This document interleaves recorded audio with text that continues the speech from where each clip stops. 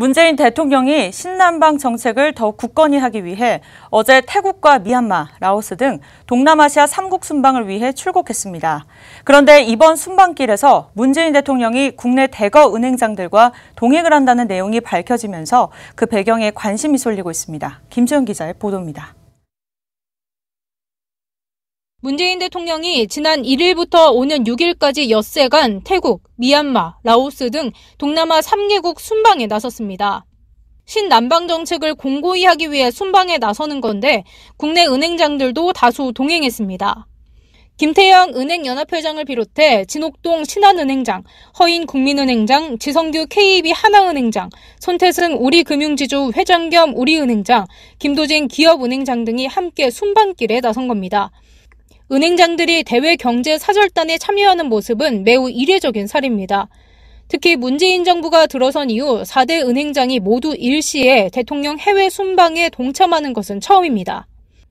이는 문재인 정부의 신남방 국가 진출 확대 정책과 새로운 수익원 창출을 위해 신남방 국가로의 글로벌 사업에 나서고 있는 은행들의 행보가 일치했기 때문으로 해석됩니다.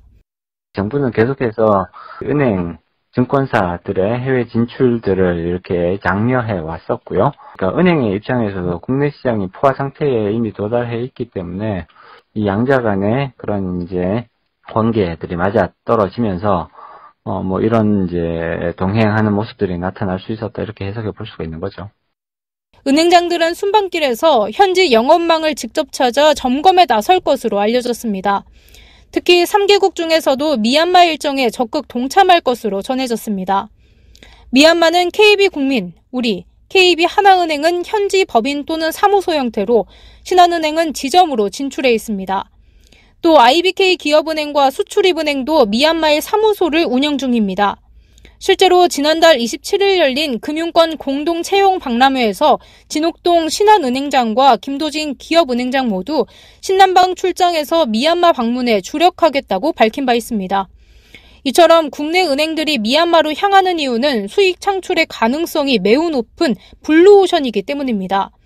총 인구가 5,600만 명에 달하는 데다 평균 7% 안팎으로 경제 성장률도 높습니다.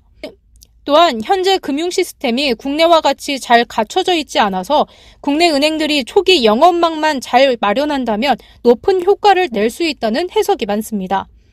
지리상 동남아시아 중심에 위치해 있고 천연가스와 원유, 구리, 아연 등 각종 천연 자원이 풍부한 데다 중국, 인도, 태국 등 거대 신흥 시장과도 가깝다는 장점까지 있습니다.